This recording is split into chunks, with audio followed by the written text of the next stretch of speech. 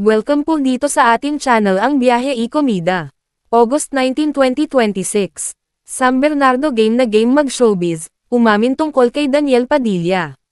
Nakatsikahan ng bandera si Dr. Sam kamakailan sa MediaCon para sa kanyang Awesome Smile Dental Clinic na may ilang branches na ngayon sa Metro Manila at Rizal. Why not? Sa panahon ngayon, choosy pa ba ako?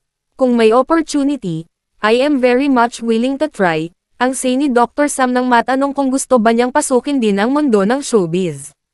Game na game si celebrity dentist Dr. Sam Bernardo na pasukin ang showbiz kung mabibigyan siya ng pagkakataon.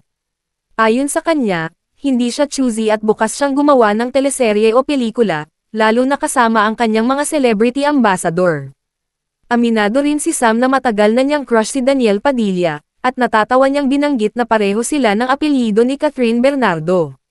Bukod kay Daniel, bukas din siyang makatrabaho si Daniel Matsunaga na matagal na niyang kaibigan.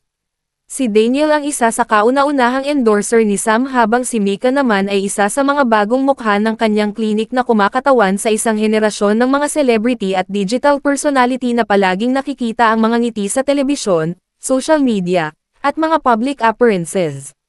Samantala, patuloy na lumalawak ang celebrity circle ng Awesome Smile Dental Clinic, na mayroon ng 30 endorsers. Layunin ni Sam na gamitin ang entertainment industry para mas maipakilala ang kahalagahan ng oral health. Para sa kanya, hindi dapat maging luxury ang dental care, kundi isang pangunahing pangangailangan. Pinaalalahanan din niya ang publiko na huwag basta piliin ang pinakamurang dental procedure, lalo na sa mga pangmatagalang treatment gaya ng braces. Dok, gusto ko ngayon yung mga CEO at mga business owners na pumapasok na rin sa entertainment industry. And since po may connection na po kayo ganyan, nakakasalamuhan nyo na rin po yung mga celebrities, are there any plans po na pumasok na sa entertainment industry? Natatawa ako, no? I mean, alam niyo yun, honestly kasi talaga, nung bata ako, gusto ko mag-artista. Sino ba namang hindi, di ba? But syempre, as I grow older, no, madami akong gustong gawin, sa totoo lang. Hindi lang entertainment, but darating talaga sa point na kailangan mamili kasi hindi talaga kaya sabay-sabay lahat eh.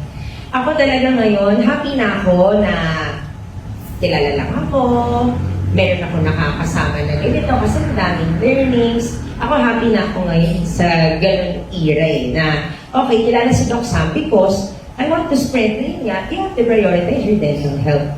So plans in the future sa showbiz, parang kung meron, baka pwede, but if wala, okay na ako, happy na ako.